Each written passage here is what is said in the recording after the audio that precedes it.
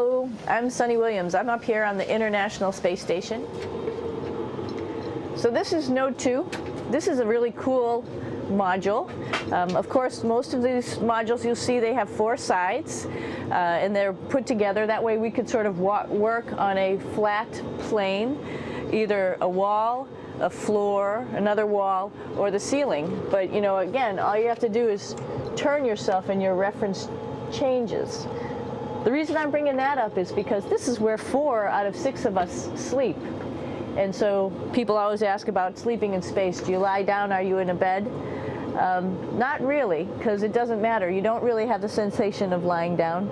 You just sit in your sleeping bag. So here's one sleep station right here. I'm going in right now.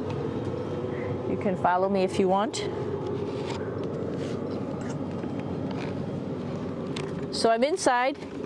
It's sort of like a little phone booth, but it's pretty comfy. I've got a sleeping bag right here that we sleep in, so we don't have sort of like a little bit of a cover. We don't fly all over the place. But you know, you can sleep in any orientation. I have it sleeping, feeling like I'm standing up right now, but like you saw, I'm on the floor. But it doesn't matter if I turn over and I sleep upside down. I can't have it, I don't have any sensation in my head that tells me that I'm upside down, so it really doesn't matter. The sleep station is also like a little office. We've got a computer in here. As you can see, we've got a couple little toys. I've got some books. I've got some clothes and other things that make it sort of like home. I'm coming out. And just for reference, that's one sleep station. This one's another, right here. There's one on the ceiling, if you want to call it, right here. And then there's a 4th on the other wall over here. So all of us sleep in a little bit of a circle. All right, come on back. There's more to show you.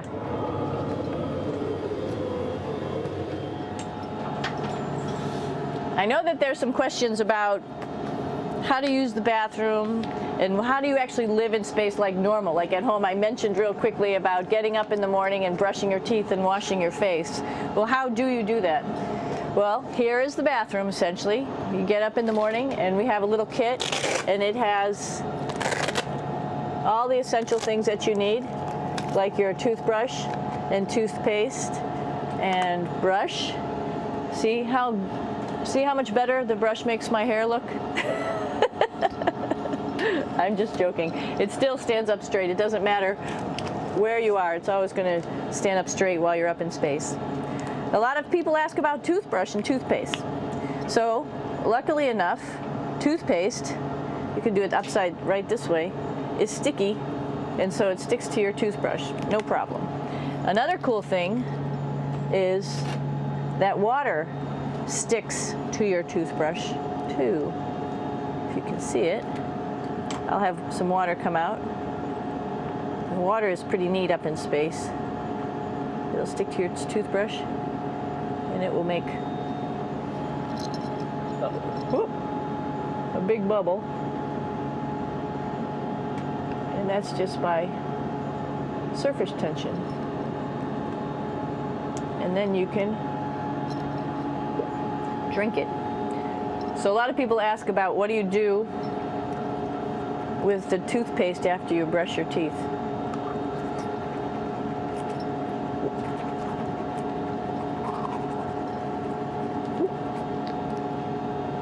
Two options. Swallow it, and it's sort of like mouthwash, but it tastes a little gross. Or you can just spit it out in a paper towel, and then you don't have to worry about it. Swallowing thing I wouldn't recommend at home. I'm only up here for 4 months, so it's not that bad.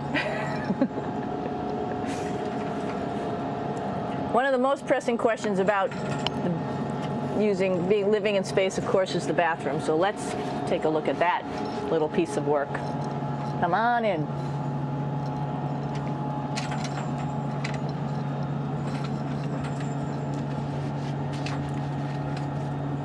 Here we are at the throne. This is awesome. You might see the little You might have noticed the little moon on the outside. This is our orbital outhouse right here.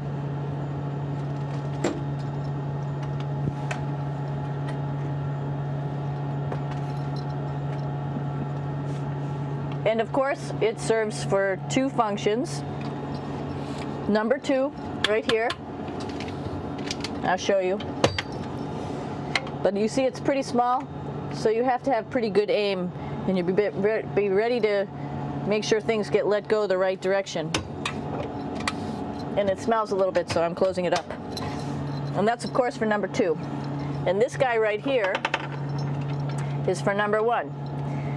So they're sort of two slightly separate functions, but you can do a little, essentially both, by hanging on right here and doing number one and number two.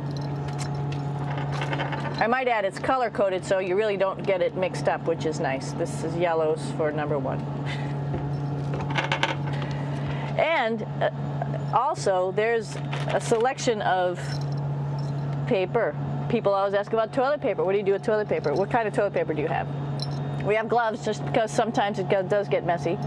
We have some Russian wipes, which are a little bit coarse if you like the coarse type of toilet paper. We have some nice tissues, which are nice and soft if you like soft toilet paper. We have Huggies, just for any cleanup. You know, we were all babies once, and this sort of helps. And then if things get really out of control, we have disinfectant wipes, just to make sure we clean up here. Because, you know, just like the water I showed you, the number one stuff can sort of go all over the place if you don't aim correctly. And did I mention both of these have a little bit of suction, so they should keep things going in the right direction. But like I said, sometimes things get a little out of control if you are out of control yourself flying around. So we have lots of protective stuff. And of course, you do have your privacy. There's a little door, so other people know that you're in there. Here's a pretty cool place. This is sort of like in your house where everybody meets in the morning. After you wash your face, brush your teeth, you want to find something for breakfast. And this is our kitchen. You might notice there's all sorts of foods here. It's like opening the refrigerator. You got all your different stuff that you want to have: drinks, meats, eggs, vegetables, cereals, bread, snacks. And that's a good place. That's where you find all the candy. Side dishes, and then some little power bars just in case. So we have all this type of food. Some of it is dehydrated, and so we have to hydrate it, fill it up with water. Some of it is already made, and then all we have to do is heat it up. So something like this, I'm pulling out barbecued beef brisket. Pretty yummy. Not only is this food made in the US, but we also have food here from Japan. We've got Russian food. As you can see, all these red containers are filled with food that's from Russia. And then we get some of our specialty stuff, some things that we like, some of our favorite stuff that your family can send up. In fact, I like fluffernutters, and so I got sent up some fluff so I could make my fluffernutter with peanut butter. So you have a lot of food up here, no problems. Now, I'm going to say where we are. So right now, we're in the Japanese laboratory. It's one laboratory out of many here on the International Space Station. It's actually on the left-hand side. If I was International Space Station and I was flying through space like this, my left hand would be where the Japanese laboratory is.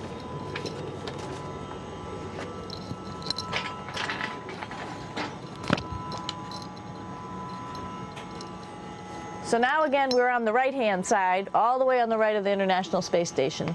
This is Columbus, the European module. It has science experiments all over. You could see it looks a little bit crowded. And here we do a lot of our medical experiments.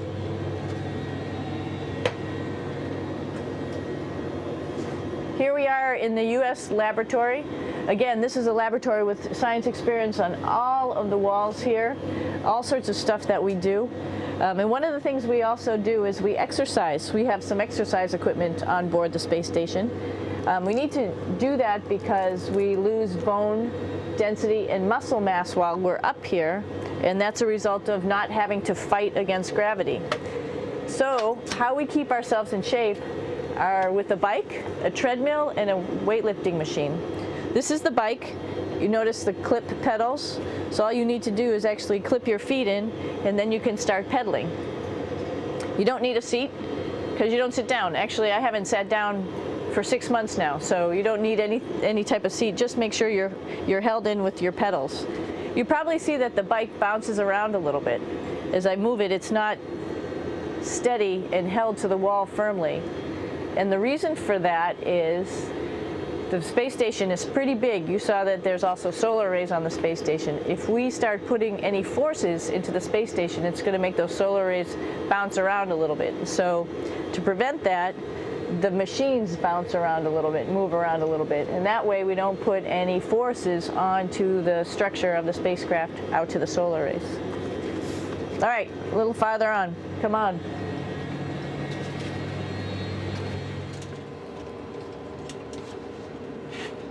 I'm here with my 2 buddies in the airlock.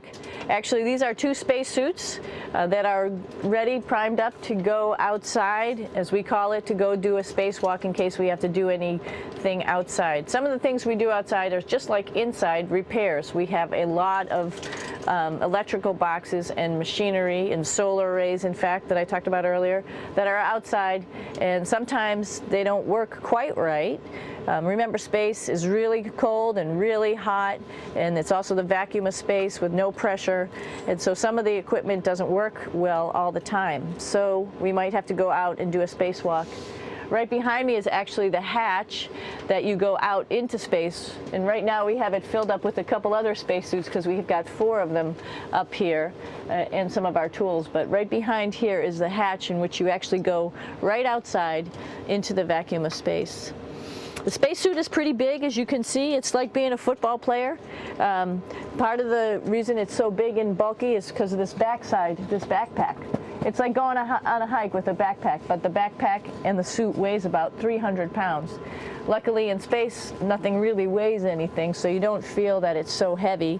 But we need to have such a big suit because that guy back there is essentially the heart of the spacecraft. I call this actually a spacecraft. It has all the oxygen for you. It has all the carbon dioxide removal system for you. It also has a heating and cooling system to make sure to regulate our body temperatures while we're outside. It also has a computer, so it tells you on a display here if there's anything that's going wrong with the suit, if we're running out of oxygen, if we have too much carbon dioxide, or any type of electrical problem. So it's a pretty awesome little spacecraft, and actually got to go out, use my little spacecraft a couple times, and it worked like a charm. Lucky that it works very nice. You might want to see what the helmet looks like. It's pretty cool too. We don't usually go out like this, so you usually can see when the helmet's open. So you can see what it looks like inside. Somebody's little head would be inside of here. So you can see, you can turn your head all the way around while you're inside of there, but the helmet stays still. So that's determines how far you could see. And it's usually pretty sunny out there, so we have to wear our sunglasses, and this is our sunglasses right here, which make you look pretty cool.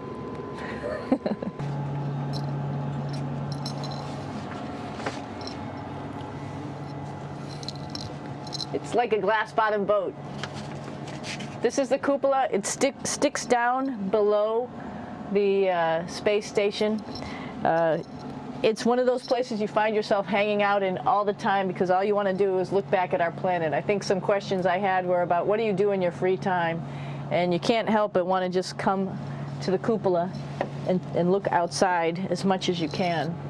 And a lot of folks, I play this game with myself about where we're flying over the Earth. Try to come in here and just guess. After being here for a little while, you can sort of figure it out. You can tell different cloud types over different continents. You can tell different soil types over different continents. So let's see. And then, of course, there's a lot of ocean. So usually we're over the ocean at first glance. I will tell you in just a moment where we are.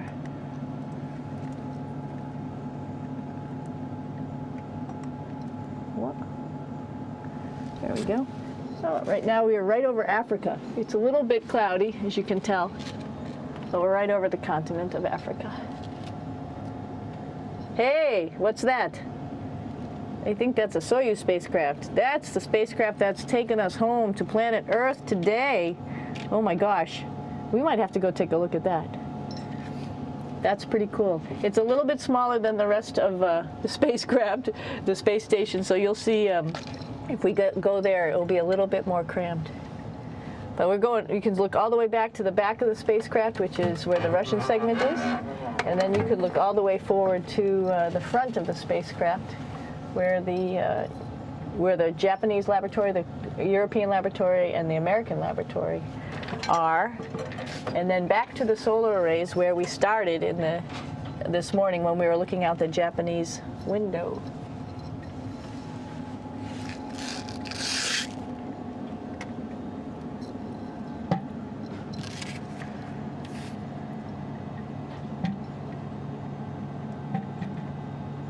So other questions that were here are, what would you recommend as a job, and to what type of person would want to be an astronaut?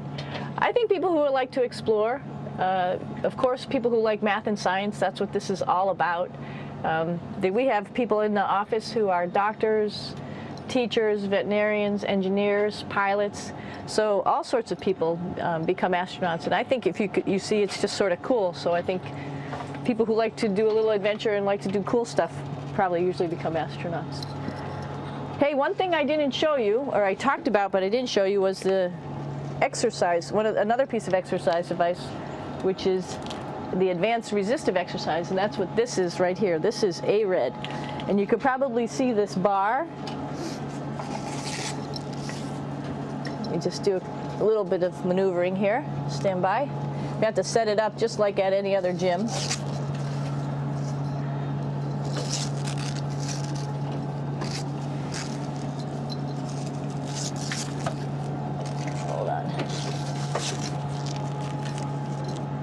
Show you how this works.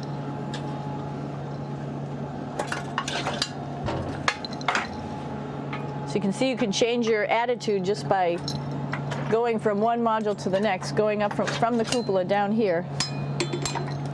This is what we call the ARED, and with this you can lift weights based on vacuum in these cylinders, just like you do at home at a gym. For example, if I wanted to do a squat, I could do it like this. Oops. I should need some weight on this thing. I'm not lifting with anything, so it's too easy. One of the cool things you could do things that you can't do at home. For example, single leg squats with just one leg, because the other leg, you won't fall over. So all sorts of stuff. You can also do bench press. We have a bench that we could add on here, so you can work on your beach muscles.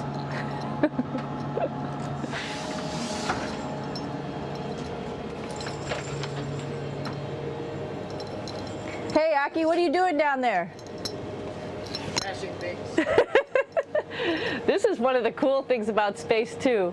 It sort of looks like there's a big old hole here, but you don't even think twice about it. You can just jump over the hole, or if you want, you can go jump into the hole.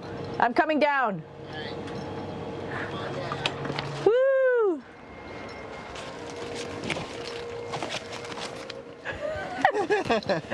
Then you can come right back up again, like Superman. Woo!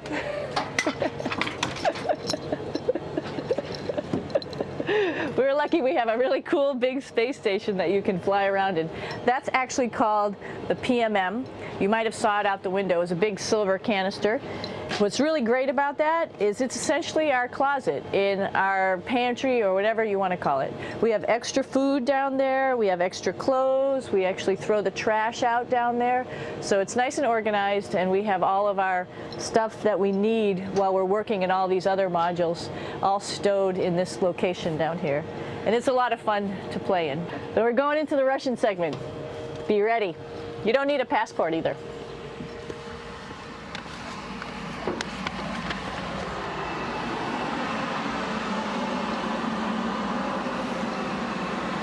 It goes a lot farther back than this.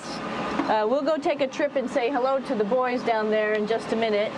Well, let's do that first, actually, and then we'll go down to the Soyuz at the very end. This is Yevgeny. Hi. Doing a little tour.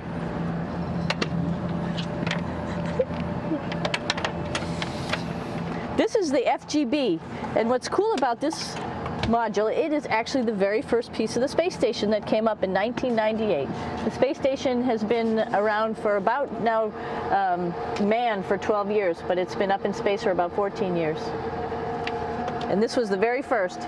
It is like the Russians' PMM. It has a lot of storage, as you can see.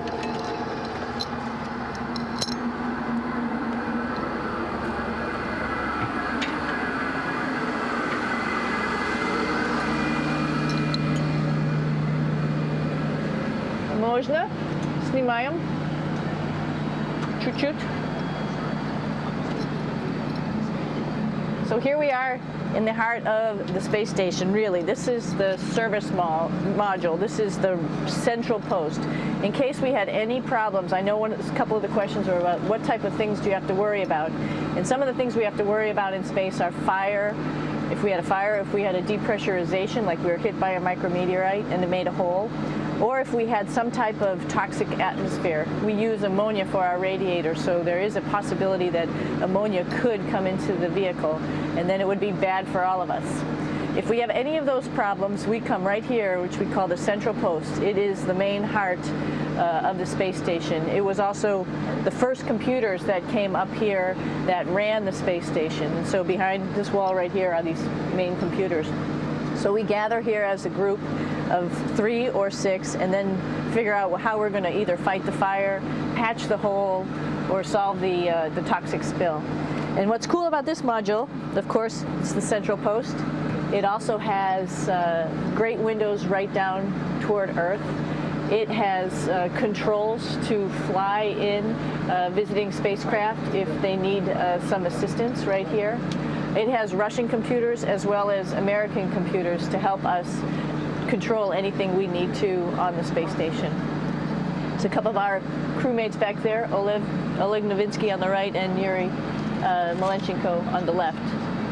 And there's also a second bathroom here, which is really cool because 6 of us going to one bathroom is really tough. And so there's one bathroom here and one bathroom on the other side where I showed you.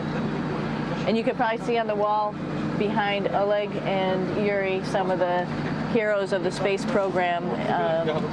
Korolev, Sergei Korolev, who was a chief designer of putting men into space, and of course on the right-hand side, Yuri Gagarin, the first man to go into space. So just reminds us of our roots. Yuri, what are you doing? Что делать? Coffee. Making coffee? Yeah. Oh. Black coffee. Yeah. Looks good. Okay.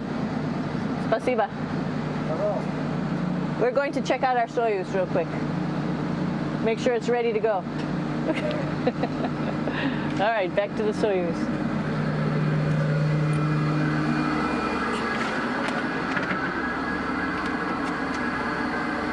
I'm going to stop here just for a quick second. You can see on the Russian spacecraft there's also other modules that stick out, down, and above. Right here is, let's see, I'm trying to be oriented. That's a place where we do spacewalks from for the Russian side. There's Russian spacesuits in here, and also a visiting vehicle which brought fruits and vegetables and becomes a trash container when we undock. Up on this side is also a future place where they're going to do spacewalks from, and connected to it is Kevin's, Oleg's, and Yevgeny's Soyuz spacecraft. And now let's go see ours. Whoa. Извините. No problem. Это пробка.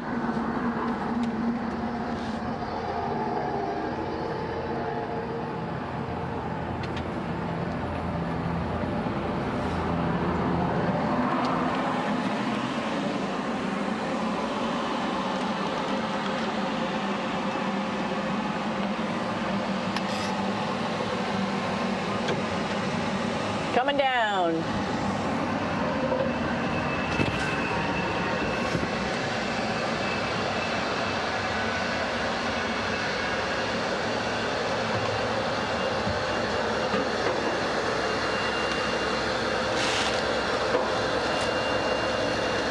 tricky getting in here.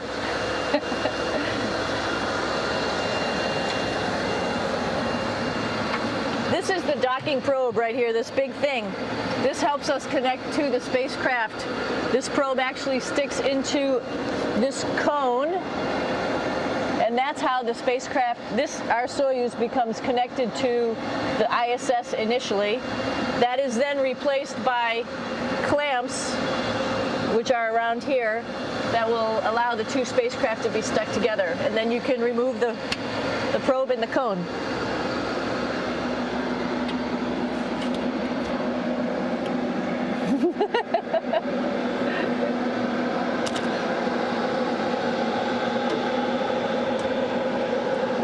You okay?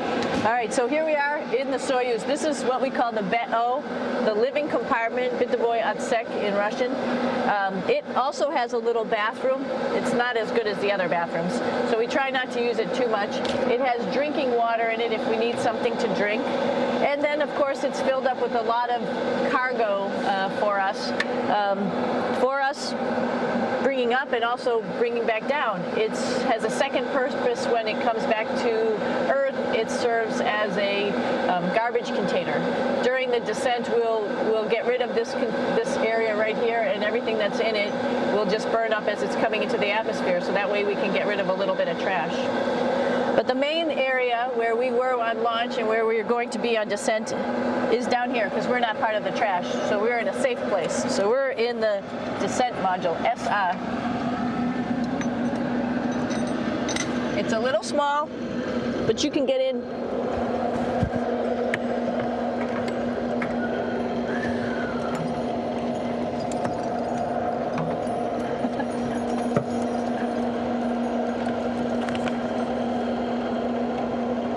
Not sure how well you could see in here. Hold on for a second. I'm going to turn it up this way, just so you could see the hatch and you could see Kevin. It's a little bit small, but we'll come in and show you around. You coming in? Probably not. Okay.